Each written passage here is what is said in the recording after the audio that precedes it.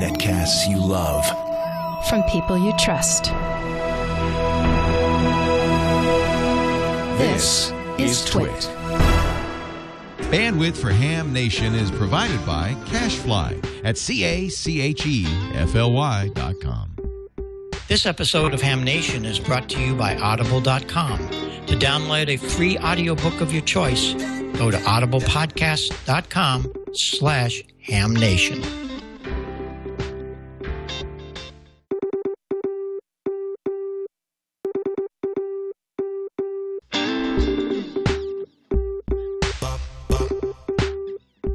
This is Ham Nation, episode number 47, May 8th, 2012. W5KUB and the Dayton Hamvention chairman, Michael Kalter. Good evening, everybody. This is Bob Heil, K9EID, and we're here with the whole crew from Ham Nation tonight. We're bringing you a program about amateur radio, and we're hoping that everybody can tune in to the video as well as listening to us on the podcast audio. And we've got a host of guests, as usual, tonight. First of all, let's move down to Southern Cal and meet up with Gordon West, W6NOA. How you doing, Gordo? Well, we are fine, and we're getting ready for a great cast tonight. And Julian is checking the chat room, so if you've got suggestions, keep them coming. And we're going to have some live radios in just a few minutes. Bob, back to you. All right. Live radios. I like live radio. That's great.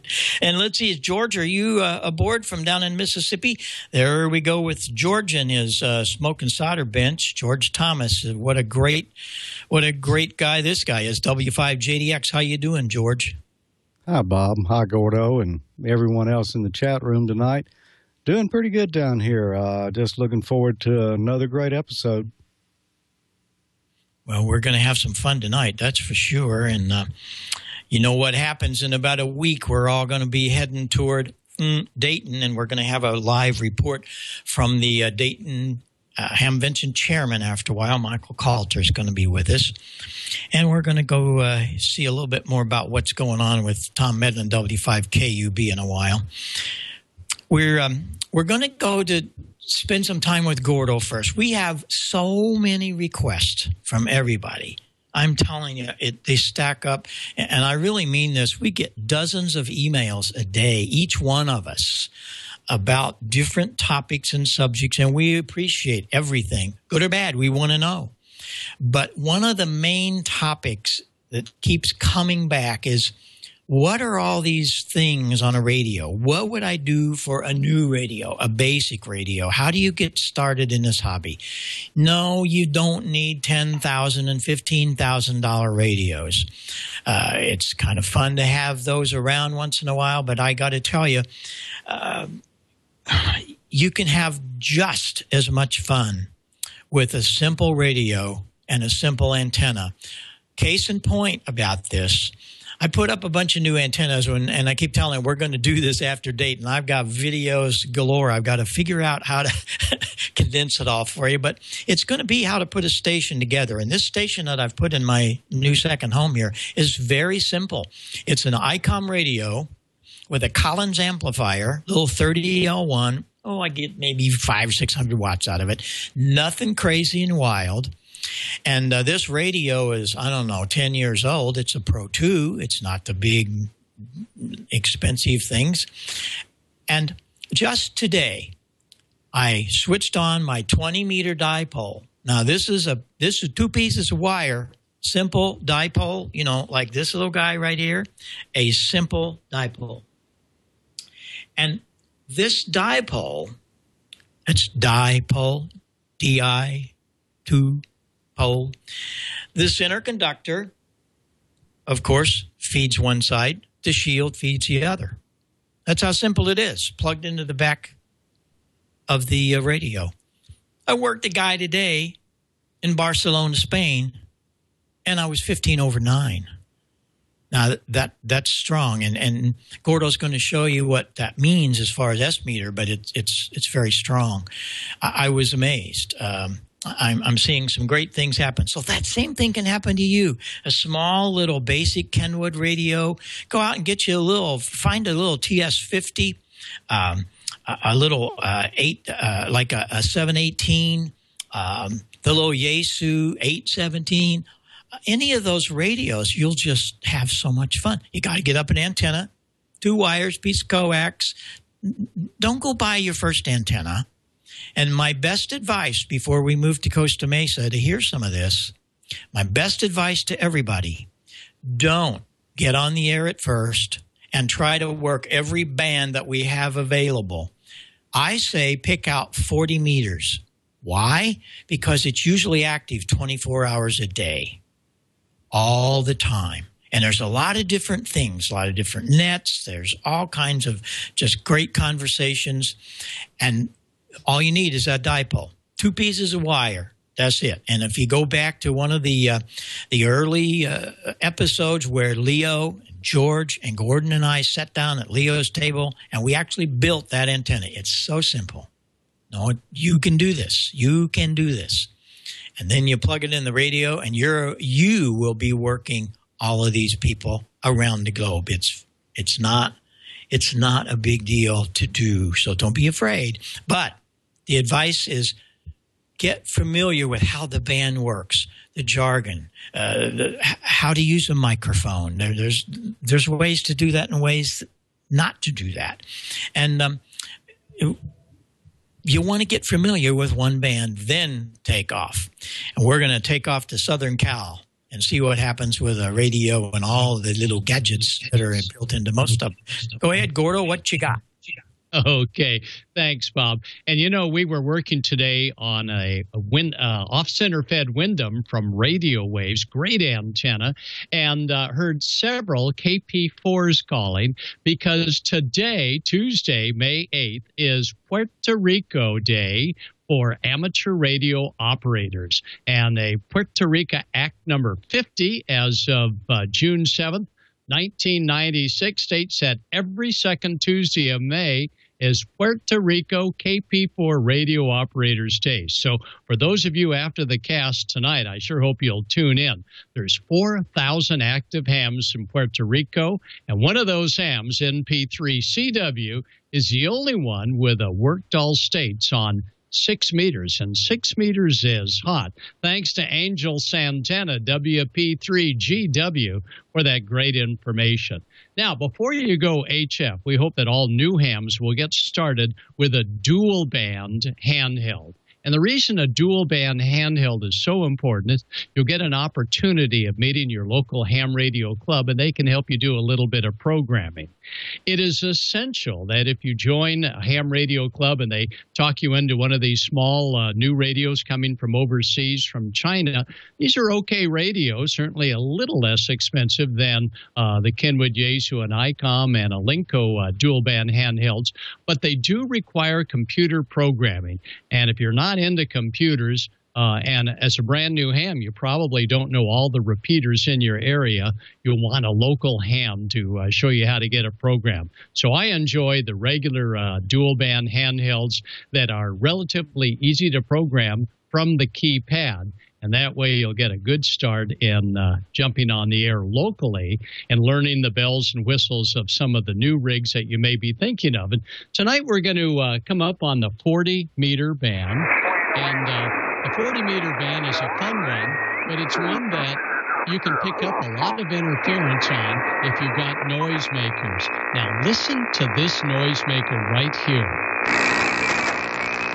Hear that? That is a touch-sensitive lamp. Listen to what the noise blanker does to shut it off. I'm going to push the noise blanker on the radio and presto, it goes away. Noise blanker on. Noise blanker off. So you see the noise blanker is a pretty handy piece of gear.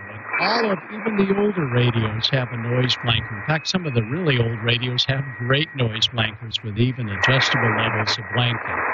Well, let's tune around the 40-meter band. And the way we tune around 40 meters is we put our finger in the knob and we make big tuning steps until you hear. And they say, no door to kisses or anything. I was it. Okay, there's a signal. We've got that signal tuned in. And the way we tune it in is we first come across the signal with our finger in the button, and then we grab the knob. And going with me, it's going to be locking them in right on the nose. And normally, most signals on 20 meters and 40 meters and 75 will come up at 0.00 on the display. But let your ears do the tuning. Now, we found that with today's modern radio, pass-band tuning makes a big difference. But for voice, you're probably going to want to start with pass-band tuning in the center position. If the passband tuning is not properly tuned in, listen to what happens to these signals on 40 meters. We're on 7220. Take a listen to what happens. Look, when the right woman comes along, you can feel it in your... You know there's someone talking there, but that is poor passband tuning. So I'm going to tune the passband tuning now back to normal. All that kind of stuff. For the women always say, Marilyn can tell you. And bingo, that signal comes back in. So when you get that new radio, before you even think about transmitting, get to know the receiver and the passband tuning knobs, because that's an important one that can get you in trouble if it's cocked all the way to the left or to the right. 20 meters, 40 meters, 15 meters, and especially 10 meters for technician class operators. Technician class operators are a fun station to work on 10 meters. Your privileges for techs on 10 is 28,300 to 28,500 for voice. And Julian just reminded me something. And that is on this radio, as in many HF radios, is a little button called RIT. Don't push it in. Make sure your RIT is turned off. The reason is today's radios are so stable that you transmit and receive on the same frequency that you're listening to. If you have the RIT on, you'll tune someone in, so you think they're coming in clear. But your transmit is actually 1 or 2 kilohertz off frequency. So double check and make sure that you've turned your RIT off. In a couple of weeks, we're going to go ahead and we're going to start transmitting, and we're looking for some of you that may want to go ahead and go live with us on the air so we can show you some of the other bells and whistles that some of these modern rigs as well as some of the original rigs have. And that was your tour of HF. So again, recapping, noise blanker, very, very handy. We'll turn that noise blanker on. Now it's off. Now it's on. And by the way, with the noise blanker turned on, well, you say, well, that's great. I got rid of that touch lamp noise. The problem with leaving the noise blanker on is strong signals, a few kilohertz above and below, you'll begin to hear slopping over on your dialed-in frequency. So if you can, try and stop the noise at the source. Hey, Julian, turn off that touch lamp. And then you'll be in great shape. So that was your tour of HF. We're going to look forward to seeing you in Dayton, Ohio, this coming weekend after next. And thanks everybody in the chat room. And go ahead and let those chats roll, because I'm going to turn it back to Bob. I'm going to turn down the volume. Remind everybody to work us live. We'll be on 7268 kilohertz, thanks to our net controllers that roll that band, and 14268 kilohertz later on tonight. So 73, we'll see you in Dayton, Ohio. And Bob, back to you. All right. Thank you very much. And don't forget to turn your noise blanker off. What happens is that the noise blanker works great with noise, but when you have a big signal you're listening to, it causes a lot of distortion in the audio and also messes up the passband a little bit. But it sure does work when you've got some serious line noise. So you want to make sure that's not there. Well, yes, we're all headed to Dayton this year. There's going to be some real special things happening. We'll learn more about that later. But we're going to bring on Tom, W5KUB. Tom is an incredible guy. We'll let him tell you some of his history. But I can tell you this, he's always been a fixture at Dayton. And he's done it for years. He actually is going to live stream. So all of you want to catch the address he'll give you, and you can see a lot of things going on at Dayton live. So let's bring Tom on. Tom, how are you doing? I'm really glad you can spend a few minutes with us and tell us a little bit about what's going on for Tom. Well, hey, Bob. We're glad we're with you guys tonight. Great show already. And we thank you for the opportunity to talk a little about our webcast. We've been broadcasting Hamvention for about 10 years now. And we do live streaming video and audio, and we also have a chat room there. Many people on the broadcast here probably know of us. They've been tuning in year after year. We have really grown in size. We started with just a few hundred people about 10 years ago. I think at the Hamvention last year, we had 50,000 unique viewers that followed us that show. And it takes about 12 to 15 people actually to keep this thing going. We have about 10 admins that work almost 24 hours a day during the show, and we've got 3 people that do the actual broadcast. And I'd just like to mention that the other 2 people on my crew is John Patchett, KB2ERJ, and Freddie Diaz, W5KUB. They'll be going with us next week and helping to keep this broadcast on. And you never know what you're going to see. We're going to be seeing, hopefully, we'll have people drop in. We'll have maybe some famous people, not so famous people. And you never know what's going to happen up there. Something kind of funny always happens, and we always have a great time. I sent a couple pictures in. If John wants to throw a couple pictures up there. And I don't see any pictures yet. So, well, okay. Now I don't know who this guy is here, but I think he wanted to take the helmet cam. Now, back in the early days, we tried the helmet cam, and the problem was you could never tell where you were pointing the camera. And we would turn our head too much. We'd walk around, and everybody was so dizzy and seasick, we had to kind of put the helmet cam to the side. So we use a hand camera now, and hopefully a tripod mount it when we can. Let's see another picture. This was the show last year. This is astronaut Colonel Doug Wheelock. I talked to him about 30 times last November when he was up in the International Space Station. And in fact, I offered him barbecue, and we FedExed him some Memphis barbecue to him in Houston for his first meal when he came back. And he really enjoyed it. And he came this last year to Dayton, and he joined our show on Friday. That's the day we had him scheduled. But he enjoyed interacting with our viewers so much that they rearranged their schedule, and he came back out and joined us on Saturday. So that was a great experience having him there. And let's see what else we have. Another picture. This is 2 or 3 years ago. This is Owen, Garriott, and Richard. And this was made right next to Bob's booth right there in Audio Alley. And these are a couple father-son astronauts. Owen, on the right there, was the first astronaut to take ham radio into space. And I heard him the day he took it up, but, of course, never talked to him. And let's see what else we have. Well, I don't know. That's someone else's station. That's not mine. This is Free Fest in Memphis. We try to do a few ham fest each year. We do the Huntsville Ham Fest in Alabama in August. This was in Memphis, Tennessee, and this is some streaming we did from Free Fest, and we had a good time there. And I think people enjoy our broadcast because they get the ham experience, Bob. They win prizes, and Bob, thank you. You're always a great supporter of our broadcast. I think you've got a Heil Pro Set, some headphones that we're going to give out this year, and all you got to do is be in a chat room, and if we call your name, you're a winner. So we're looking for a good time again this year.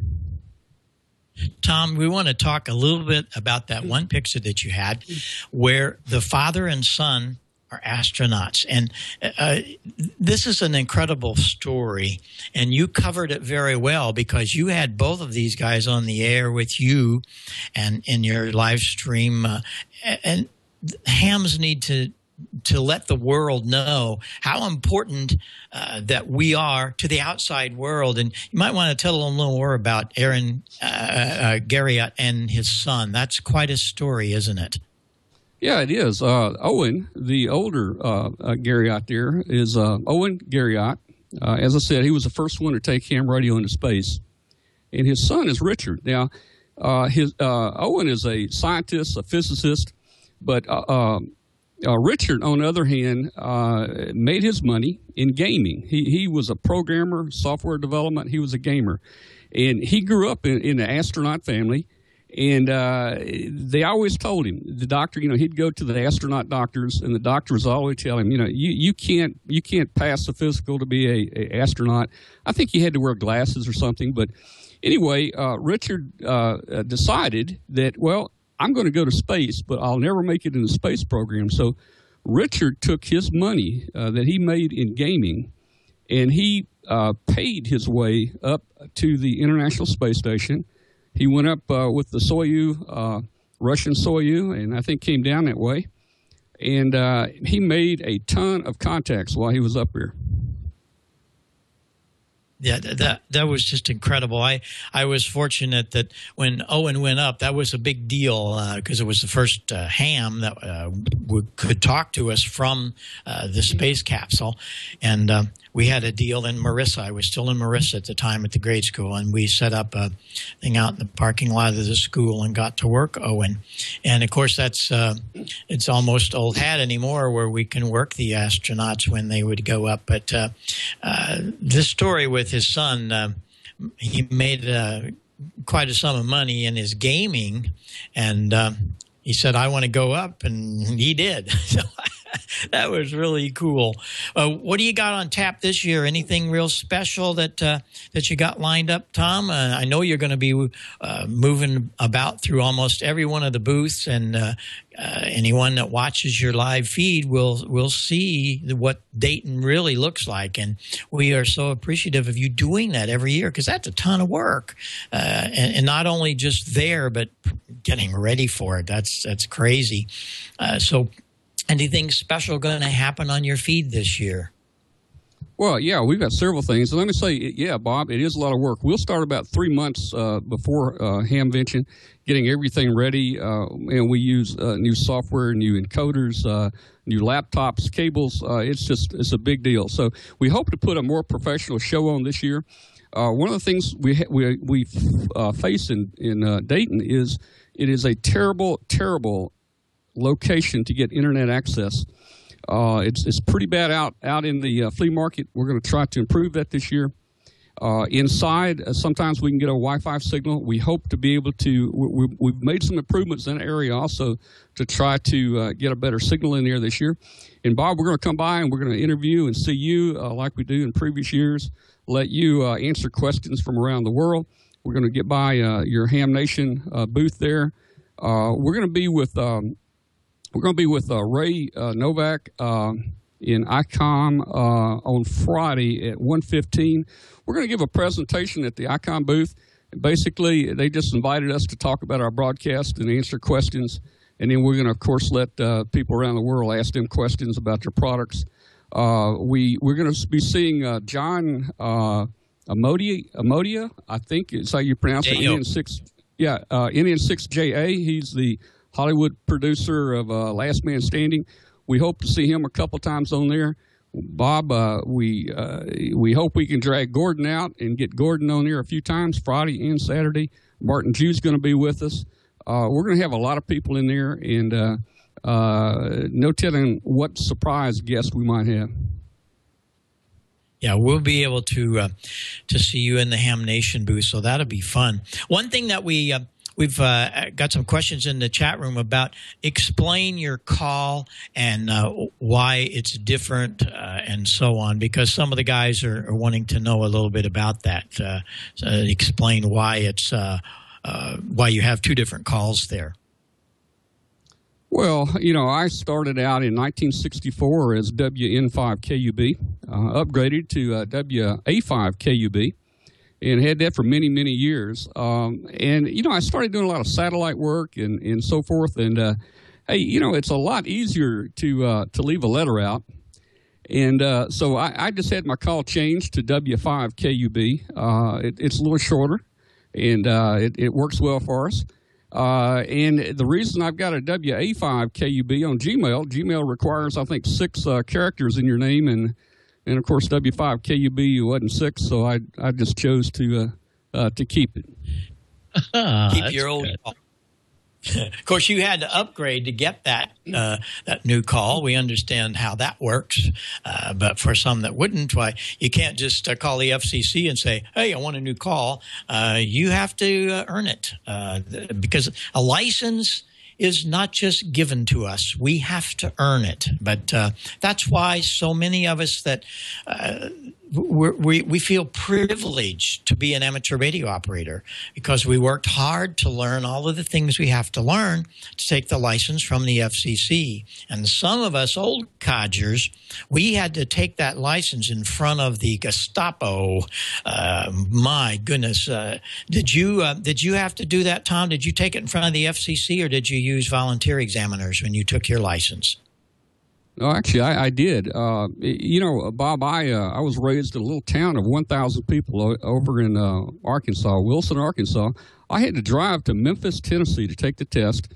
They came 4 times a year. The FCC was there quarterly.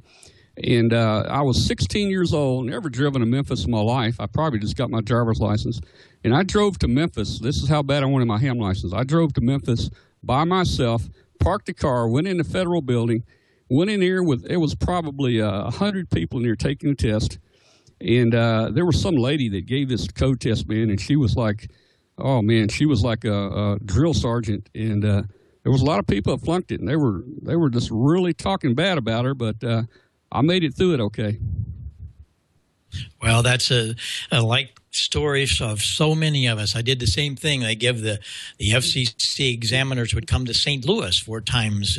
There was some like Atlanta and Chicago and L.A., and you had to meet them. And, that was tough because you're nervous as a cat. I was 15 when I took mine, and, oh, boy, same story. But then when you upgrade, you're able to change your call if you want to. So that's how you get these different calls. So that'll answer that. Well, Tom, we really appreciate you being here. And more than that, the entire amateur radio community owes you so much, because you do a lot to bring Dayton, Ohio, as well as Huntsville and a lot of the other Hamfest on the air live. And I got to tell all of the audience, you have to tune in a day or two before and watch Tom as he actually drives. Tell me about that, Tom. Let's hear about this. You put the camera on the dash, and you're out of there and driving to Dayton. How do you do that? Well, we'll actually have 4 cameras in the vehicle this year with camera switching. We'll have multiple computers. They'll be on a truck LAN. So we're getting big inside the vehicle, and we will broadcast from the minute we pull out on May 16th. That's a Wednesday. We'll broadcast our 550-mile drive up there. And, Bob, just a quick interesting story. We were coming back 3 years ago from Dayton, and just north of Nashville, we got pulled over for doing 89 in a 70, and we got pulled over, and I've never got a ticket in my life. And I knew we were going to get in trouble because we had cameras and GPSs and wires and computers. I mean, this thing, I thought Homeland Security was going to get us. So the officer looked at us. She took my license, and somebody almost ran over her, and she threw the license back at me and said, "I'll be back." And she took off after this guy. And we sat on the side of the interstate for about an hour until we called and said, "Is she coming back?" And, she never came back, but everybody in the chat room around the world were wondering what's going on, and they were taking up a collection to bail me out of jail. And by the way, we got out of that ticket. That's great. That's great. Gordon, I know that you've had some similar incidents, but any closing thoughts and things that you want to talk with Tom about?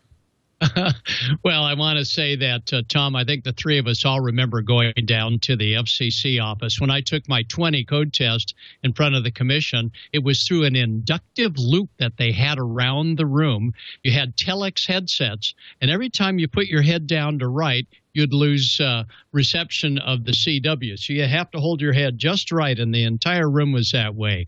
Well, later on, and this is a whole nother story I won't dare mention on the air, that inductive loop radiated about 2 blocks away. And people asked me, Gordo, your CW tapes, it was taped back then, were very close to the, how did you figure out the FCC messages? Well, 2 blocks away, fair game. If it's out there on the inductive airwaves, we picked it up. Well, that's a whole nother story. But the 20-word per minute code test down at the commission with the curmudgeons looking down at you was a tough one to pass, indeed. Yeah, that's a toughie. That's a toughie. And yeah, George, you and Tom are friends. You know each other, being from the same part of the country, and want to get you in here too, George. Go ahead. Yeah, hi Tom. Good to see you, and we look forward to visiting with you a little bit at Dayton this year. You're right up the road there at the barbecue capital, aren't you? Yeah, we're right up here in Memphis. Come on up and we'll get you some barbecue. Okay, I could use some. We've had a couple of Memphis barbecue restaurants down here, but I think they've all closed, so I'm going to have to go to the source now. Oh, that's great. We've had a wonderful. We'll FedEx them down. We've had a wonderful time with you, Tom, learning a little more about what you do, and hope that a lot of our audience will follow you to Dayton and then stick with you through all of the 3 exciting days. And I'll look forward to seeing you there too, of course, and we'll be able to visit with you in the Ham Nation booth. And Audio Alley, that's a section of Dayton that they put together some years ago for all of us guys that do audio. We've got Julius Jones is in there, and the Time Wave guys are there, and of course the Heil sound booth is there. So we have a good time because it's a little low ceiling and it's a little quieter, and that's where Ham Nation is going to be this year. They put it in that same super location. So Tom, we'll see you there. Thanks so much for what you do for amateur radio, and we'll look for you in W8 land, and you travel real safe, Tom. All right. Thanks, Bob. And we'll say 73 to everybody, and come by and see us. We'll be up there, and we're looking for stories. Get in front of the camera and at least wave at your family back home. Yeah, there you go. Oh, that's great. And you can go check out some of it. He's got a lot of replays on there, so you can go see on his website some of the things that he have done in the past. And we're always looking forward to his trip. That's kind of fun to follow him up to Dayton. Well, we want to know a little bit about what's going on in the world of amateur radio, and there's no better than Bill Pasternak and his team at Newsline to tell us that. And he's got Don Wilbanks all set up to go here. Let's see what Newsline has for us and listen to what happened in amateur radio this week. Don, take her away. From Amateur Radio Newsline Report number 1812, here are the Ham Nation headlines for Tuesday, May 8th, 2012. The Belgian National Amateur Radio Society's website has posted an update on the restrictive antenna requirements recently imposed by the Flemish government. The registration seems to apply to antennas that operate between 10 megahertz through 10 gigahertz, the amount of time a ham is actually transmitting, and the power output of his or her station. Going by the latest information, it would appear that Flemish amateurs who transmit less than 175 hours a year at 20 watts effective radiated power or less are required to submit forms to the government for each antenna they have. Multiband antennas require multiple submission forms. For instance, a tri-band Yagi antenna for 20, 15, and 10 meters requires 3 separate submissions. And if any changes to an antenna is made, all of the paperwork must be resubmitted. But it gets worse. If transmissions are made from an antenna for more than 175 hours a year, or with an effective radiated power greater than 20 watts, then it appears the bureaucracy involved is even more complex. You can find out just how bad it is at the link provided in this week's print edition of the Amateur Radio Newsline Report. How can a repeater that's been off the air for more than a decade and a half be creating interference to an aircraft radar tracking system that might not even be on the air yet? That's what a lot of hams want to know after educator Gordon West, WB6NOA, showed and partially read a warning letter on the Tuesday, May 1st edition of the netcast Ham Nation, a letter that he received from the FCC and one that appears to accuse him of operating a repeater on the 23-centimeter band that's causing interference to a radar system that the FCC won't even talk about. So what is it that the FCC says hams are interfering with? In reality, nobody but the government really knows for sure. According to one report attributed to the ARRL, the Federal Aviation Administration is deploying a new generation of common air route surveillance radar that operates in the 1240 to 1300 megahertz range of the 23-centimeter band. The amateur service allocation in this band is on a secondary basis with aeronautical, radio, navigation, and several other services primary in the United States Table of Frequency Allocations.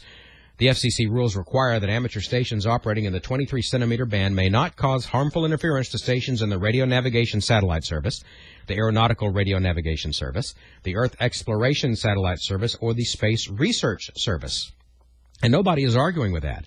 What is questionable are letters being sent to hams telling them that they are the source of interference to this new radar system, even if they or their repeaters have not been on 23 centimeters in years. If you're a repeater owner or 23-centimeter operator anywhere in the United States and have received a letter similar to that described by Gordon West, then we ask you to send us a copy along with any reply that you sent to the FCC. Our mailing address and email can be found at www.arnewsline.org. We promise to bring you a follow-up in a future Amateur Radio Newsline report. You can see and hear WB6NOA describe the FCC warning notice he received on Ham Nation episode number 46, which can be viewed or downloaded at twit.tv/HN. W2CYK has announced the latest platform release of RFinder, the worldwide repeater directory. The new version is designed for Apple iPhone, iPad, and iPod users and is available for immediate download from the Apple App Store. Previous versions of RFinder run on Android-based gear and can be found online at web.rfinder.net. The worldwide repeater directory is also accessible from RT Systems radio programmers and via Chirp on Windows, Linux, and Macintosh with the same username and password you use on handheld devices. A technician-level ham radio class will be held concurrent with the Dayton Hamvention on Saturday, May 19th. The session runs from 9 a.m. until 4 p.m. Eastern Daylight Time and will be held at the Hera Arena Hamvention venue. Immediately following the conclusion of the class, a team of volunteer examiners will be on hand to administer the technician class exam. You do need to pre-register for the class, and yes, there is some homework. Info on what's in the class and how to enroll can be found at www.hamclass.net. Click the Weekend Amateur Radio Course button in yellow. The class, again, will be sponsored by Mitch Stern, W1SJ. And if you have questions, please contact him at w1sj@art.net. And that'll do it from Amateur Radio Newsline, your independent source for amateur radio news, brought to you each and every week for nearly 35 years at www.arnewsline.org. I'm Don Wilbanks, AE5DW73, and we'll see you next time right here on Ham Nation. Don, thanks very much. You do such a good job. That's great. And next week, Don is going to host Ham Nation because we're all going to be gone. And it's going to be George and Don and Cheryl and Amanda. You're going to have the A-team next week. Gordo, you know about that, right? That you and I are going to be driving and flying. So I'm bringing the A-team in. That's okay, right? They're probably going to have more fun than we're having right here. So we'll look forward to all of the A-team taking over next week as we head for Dayton. You got it. You got it. All right. Well, we have a word from Mr. Leo Laporte. Leo, let's see if you're there, and what have you got to tell us tonight? Hey, guys, do you mind if I interrupt a little bit? I got to tell everybody about Audible.com, then we'll get back to more Ham Nation in just a little bit. I shouldn't really have to tell you about Audible.com. If you're a ham, you like to listen, right?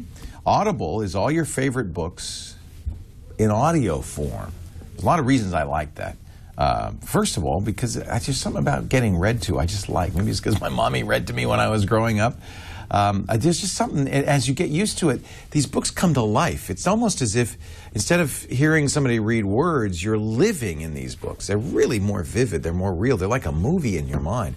The other thing I love about it is it's a great way to pass time on a long commute, at the gym, when I'm on the stair machine. It's just killing me. So when I put on the Audible headphones, even better than music, it just takes me away to another world. And boy, that half hour is over before you know it. The other reason I like Audible, of course, is they've got the best guys and gals reading. I mean, the renditions, these are pure performances, are fantastic. Go to audible.com, audible.com. 100,000 titles, more actually. All the latest bestsellers, fiction, nonfiction. I love history. Boy, what a great selection of history books they have. They also have great science fiction for you geeks out there. Audible.com. In fact, I've got a special deal for you. If you go to audiblepodcast.com/hamnation, you could sign up for the Audible Gold account. Now, that's a subscription of a book a month. But here's the beauty part. First month's free. First book's free. Cancel at any time and pay nothing. And that book is yours to keep forever.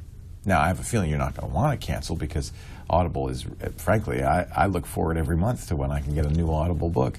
I'm listening to The Stand right now by Stephen King. It's like 48 hours long, and I'm living it. I'm loving it. I don't want to put it down. In fact, it's got to the point now where it's not just the commute and the gym and the housework. I just put it on when I go to bed at night, and I listen for another half hour. It's a great way to get a lot of reading done. Plays back on everything, all the iDevices, the iPhone, the iPad, the iPod. It also plays back on, many GPS devices, the Zune, the Kindle, and of course your computer. There's Audible apps for Android and iOS too that make it a lot of fun, and that Windows Phone app is coming any minute now. audiblepodcast.com/hamnation. Give it a try. I do think you're going to like it. Now back to the gang, Bill and Bob and Bill. Who's Bill? Gordo and Bob and George and Ham Nation. Take it away, Ham. 7th. W6TWT there, and thanks a lot, Leo. We appreciate you bringing us words about Audible. It's a great service. If you haven't tried it, you need to do that. We have coming up, I think it's a first. I know it's a first on Ham Nation, and I don't think they've ever been able to do this, but we're going to switch out to Dayton, Ohio, and we're going to speak to the chairman of the Dayton Hamvention. And let's see, I think they just finished a board meeting. Michael Kalter, who is the chairman. How are you, Michael? It's nice to have you on Ham Nation tonight. Thanks for coming by and letting us barge in on your meeting. Oh, yeah, we just finished the meeting. Thank you for allowing us to come on here. We're excited. We are really excited. Everybody's ready. All the committees are ready. You can't believe what a great team we have. I just met with a group of 60, maybe 70 of the key volunteers, and then beyond that, we have nearly 500 volunteers. And you talk about a great team of people dedicated to Hamvention and dedicated to making this a great event for people all over the world. And we just hope everybody comes, enjoys it. We're planning on some really good weather. We made arrangements there. Our ticket sales are stronger than they've ever been, and our inside exhibits are really we have more inside exhibits than last year, and flea market is big. We're really excited about it, and we're looking forward to you all coming, and we're going to have a Ham Nation booth there, and so we're excited. Well, we appreciate you and all of your work that you do, Michael. And you just kind of glazed over one fact that a lot of people probably don't realize: how many volunteers. We're talking about volunteers. There's no pay here, baby. This is all your own time and talent. How many were there in the club that give of their time, their life? We probably have altogether 500 to 600 volunteers. I haven't tallied it up this year, but there's so many small things that go on and big things. And I'm honored to be the general chairman, but I have so many people that are right behind me, lockstep, and support Hamvention and just love it. I want to just quickly tell you that it was a few years back, 2005, it was not run. We had a professional, actually, we thought a professional running this event, and we found out some things, and we actually changed a lot of things up and became a total volunteer organization. We run it. We don't need anybody else to tell us how to run it. We take services like police and EMS, and the community around Dayton is just beautiful in what they do to help us. And it's a great big community effort. Well, I think Gordon will agree with me on this, won't you, Gordon? Where a few years ago, when you had that professional bunch come in and run that thing, those were, I call, bad years. There were a question if Hamvention was going to continue on. You remember those days, Gordon, before they took it back and made it a real wonderful event, right? Oh, yeah, I sure do, Bob. 79 was my first Dayton Hamvention with Standard that made the VHF radio. And let me tell you, with the professionals, you could hear a change, you could see a change.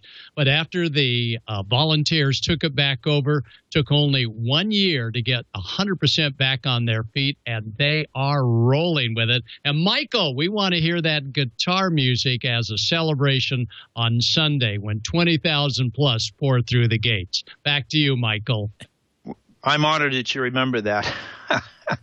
But we are just so excited with everything coming. We're looking forward to you all coming, and guests from all over the world. We have people from so many parts of the world that we're excited about. And, you know, our theme this year is internationally connected. And we feel that at Hamvention, we try to provide a service much like Ham Nation does. We all work together, and there's no sense us, arguing amongst each other who's the best, who's right, who's wrong, petty things. So our team has decided we're rising above. Have we had troubles in the past?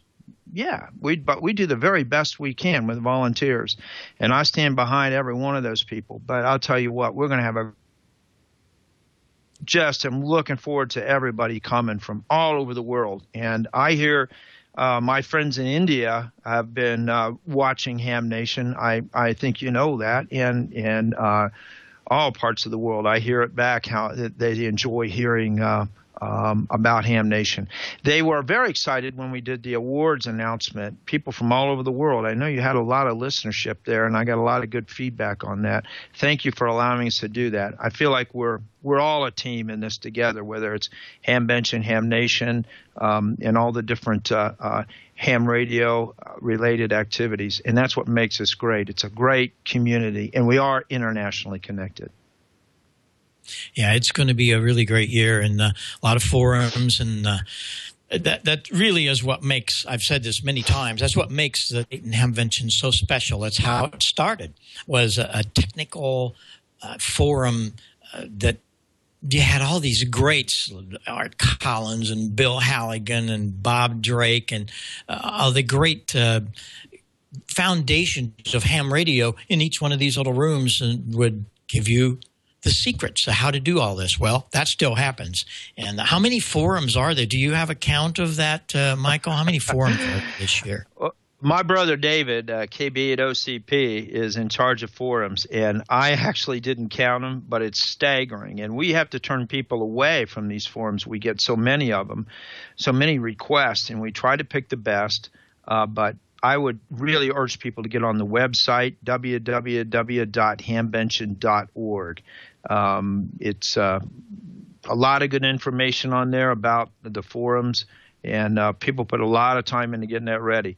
We do have, I think, an excellent website. It should give everybody all the information that they need from where to stay. And we'll have talking going as well on 146.940. But, yeah, I love the forums. And I think you're giving a forum, aren't you?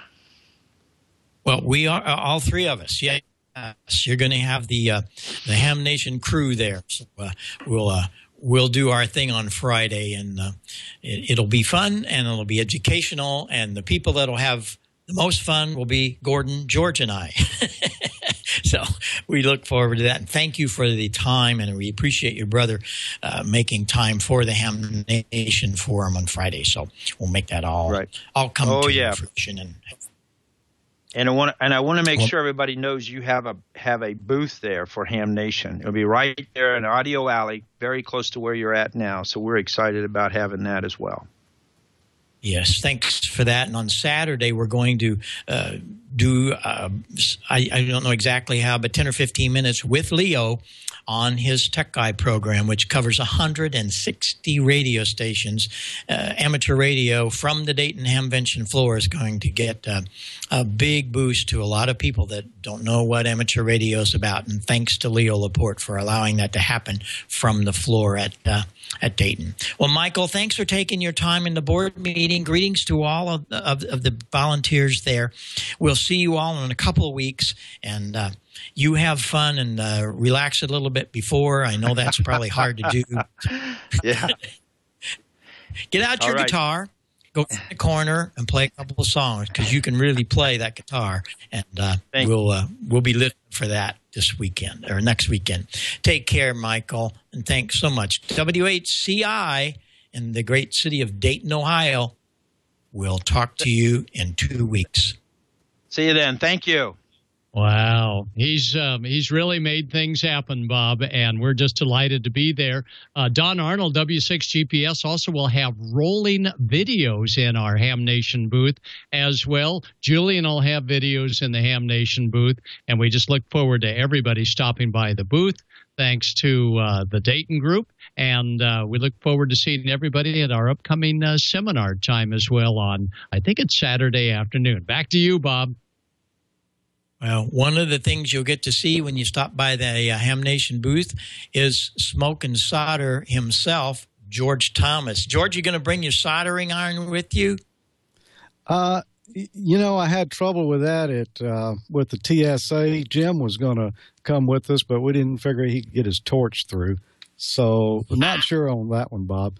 I've been thinking about bringing something with me to display from the show, but I don't know how I'll pack that Cheerios box Dixie Cup speaker in my luggage without crushing it.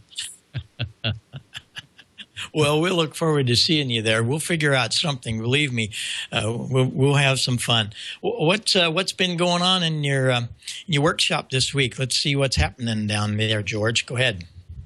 Well, you know, for the last several weeks, I've been working on a project there that involved a Forrest MEMS circuit for a frequency divider, and we went through several stages on that. Well, I finally built it.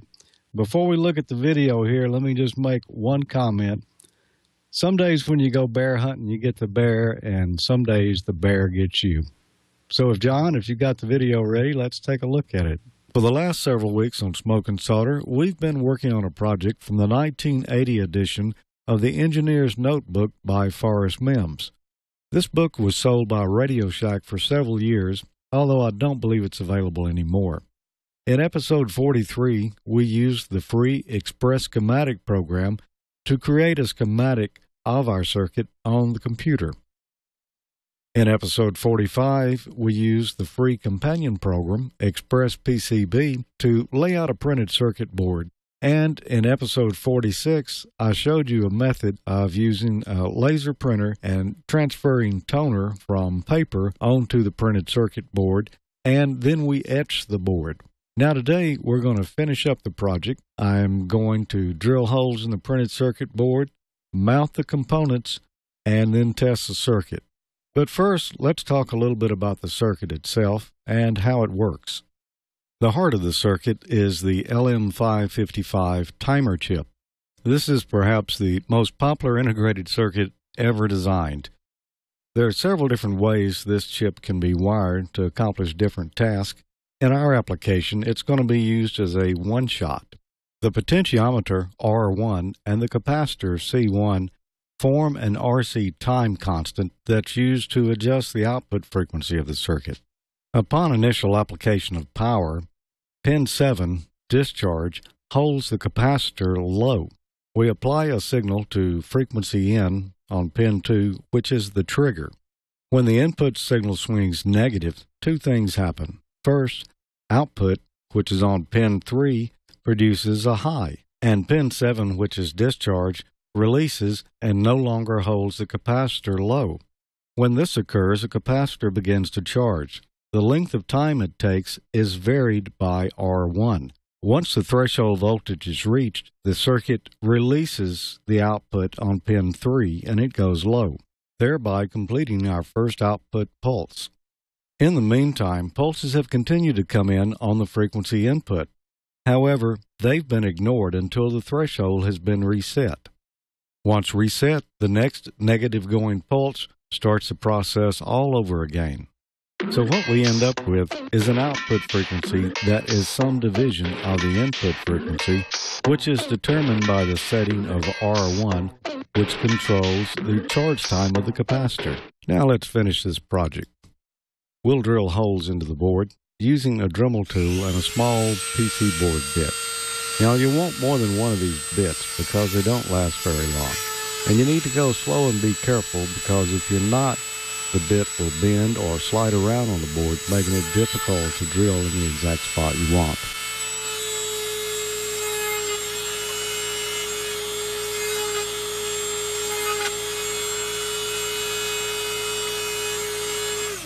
Oops. Shazam. Remember me saying something about needing more than one of these bits? It takes very little effort to break them. I put in a new bit, carry on,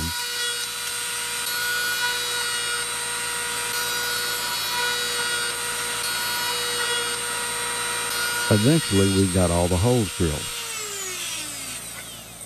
Breaking a drill bit was a setback. Wait a minute. It gets worse than that. Remember last week, before I printed out the board, I decided everything needed to be reversed? Wrong. We've ended up in one of those classic situations where the only way I can get pin one of the chip in the right hole is by mounting the chip on the wrong side of the board. If this is a project I was going to save after I was finished, or I was going to show it to someone else, no one will ever see this but you and me, right? I think I'd reburn the board.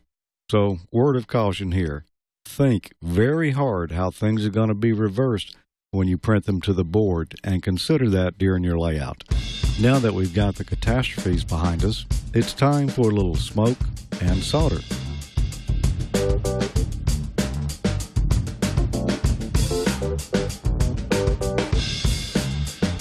Now we've got the circuit completed, so we'll connect it to the official Ham Nation regulated power supply and an audio source. We'll feed the unit with a 10,000 hertz tone, and depending on your age, you may or may not hear this. However, your dog will.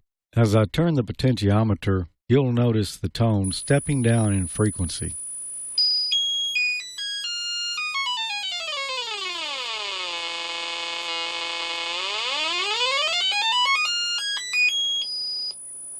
Now let's try another test using a 7500 hertz tone and viewing the input frequency on the top of a dual trace oscilloscope and the frequency coming out of our circuit on the bottom trace. You'll notice that the pulses get farther apart as the frequency goes down.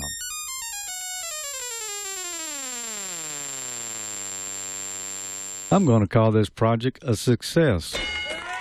Although it is so ugly, only a mother could love it. Hey guys, do you mind? That was a lot of fun. As you can see, things don't go exactly like you want sometimes, do they, Bob? No, especially with the Dremel drill. How many bits have I broken over my career here? But you got to take it slow. That's the situation. Well, that's great. Did the project work when you got it finished? That's the main question. Well, it did, and as your dogs and cats probably heard, it produced a nice ragged output there.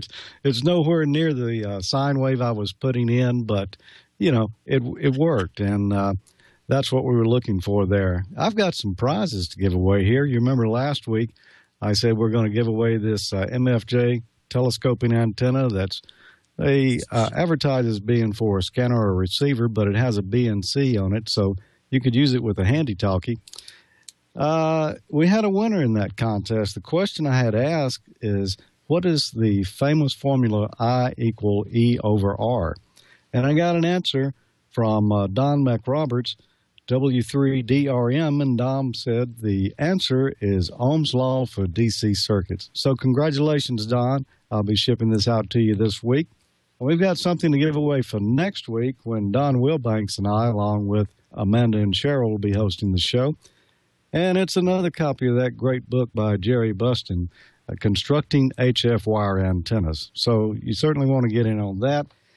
And our question is going to be, what is the value of R1? If you look at this circuit here, it's nothing more than an LED and a resistor, and I'm trying to put 12 volts across that LED that's only rated at 2.25 volts. So email your answers to hamnationcontest@gmail.com and tell me how many ohms that resistor should be, and you could win the book. It has something to do with the eagles and and rabbits, right? According by Gordo, yes. That's how you would calculate it. I think we covered that on about the second or third show, but that's okay. That's great, George. And I want to, while we're talking about prizes, finally, I will be back in my plant late tomorrow night. So Thursday and Friday, we're going to get all of the 833s and the T-shirts and stuff from the APL labs. You know, we've been about a month since I've been home. I haven't been on the road, but I'll ship all those out from our plant in the next few days. So all of you that won, you'll be getting your great 833s and T-shirts from the APL labs. We're so thrilled to have those. Before we got some things that Julian wants to do here at the close, but I'm going to switch over to a couple of pictures. I've gotten so many, and we're always running so late, and I haven't had a chance to do it. But I want to show you a couple of shacks. One is from Gary, KJ8D, if John can show him. What a nice station this is. Wow. And there again, he's got several radios, amplifier tuners, and so on. It's really nice. One of the things that I noted was a microphone on his lamp. He made a lamp out of an old microphone. That's cool stuff, and a lot of the guys are doing some of those things. Next is K1VI, Mike Bragg. He calls this his dream station, and boy, it sure is. That's just a beautiful setup, and he's done it right. Tokyo amplifier, a transistor amplifier, and it's just done perfect. So congrats on that to you, Mike. And some time ago, a few shows back, Ray W5KUB had sent in a preamplifier that he was building, and he built it in a box, and this allows him to do his that's the picture for you following on the video. This is a little preamp that he comes out of the radio. He's got a mic into the radio. He's got a mic input, and he's got a mic gain. He's got push to talk, and it's a whole little preamplifier for low-level microphones to drive low-level inputs. And how cool is that? And that's, again, one of the boxes he resurrected from somewhere. How nice. Nice job, Ray. Last but not least, tonight's W3MTP. And again, a nice picture of a station. I see he's got a Behringer and one of the great TS2000, the It'll Do Everything radio. And he's got one of the Gold Line microphones plugged in. And what a great station that is. So you keep the pictures coming. We're going to try to get more and more of them in here. And Gordo, how do you like that setup with that nice Kenwood and the Behringer? He did that one kind of right, don't you think? Yeah. Yeah, absolutely. Gordo's sitting behind me right here, maybe just a little bit off camera. But, yeah, awesome pictures. We love them, so keep them coming in. That was really good. Well, we have some stuff from the chat room. We know we're short on time, so we're going to get those right the way through. We got an interesting email from Steve Jess in Boise, Idaho. He has some suggestions, which I think the people on the chat room and people watching the podcast later on can probably put their input into, too. He says that we should describe videos that we show with audio because a lot of people only watch the audio podcast, so they don't get the pictures. He says Gordo should not laugh as much. Okay. He wants more on D-Star. Well, we just say stay tuned on that one because there's going to be some more coming up. It says no more sound effects on George's Smokin' Soda. No. George, I think you have some input on that. And no, go ahead, George. Go ahead, George. Uh-oh, nope. That was perfect. Good. Okay. And does not want to see any more smoke coming out of Gordo's radio. Well, I kind of agree on that one, at least non-intentional ones. And chat room, tell us what you think on that. Okay, we also had a question on Gordo's extra class book. Is it available? Well, the answer is yes, it is, and it has some brand new CDs as well, which Gordo's finally come into the digital age, and has done it on Adobe Audition, so it will sound even better. So if you're interested in those, call 1-800-669-9594. Again, 1-800-669-9594. We also had a question on D-Star, so going back to Steve Jess's question, it says, do I need to sign up to use it? Well, the answer is yes, you do. You go to www.dstarinfo.com, look up a D-Star repeater near you and click on it, and then follow the registration instructions. You'll need to do that before you can get on to using the D-Star system. And also, a couple of weeks ago, we had a question about Mac radio control software. So if you have a Mac, look up Mac DX. I'll start again. Look up Max Logger DX from dogparksoftware.com. And I'd like to thank Larry West, N2LJ, for that suggestion. It's frequently updated, and there's also an iPad version. So when you're on the go, you can use that one too. And finally, we had a question about the Ham Nation Forum at Dayton, and we'd like to know when it is. So guess what? I'm going to throw it back to you, Bob, and see if you can answer that question first. Who is that? Who am I talking to? The Ham Nation Forum is on Friday, and we're looking at probably an hour and a half, George and Gordo and I, and maybe I think Don Wilbanks is going to be there along with some of the other guys. What's really cool is that Mike is coming in from California that runs the 40-meter net, and we're going to go talk to Mike real soon here on 7268 or 14268, right?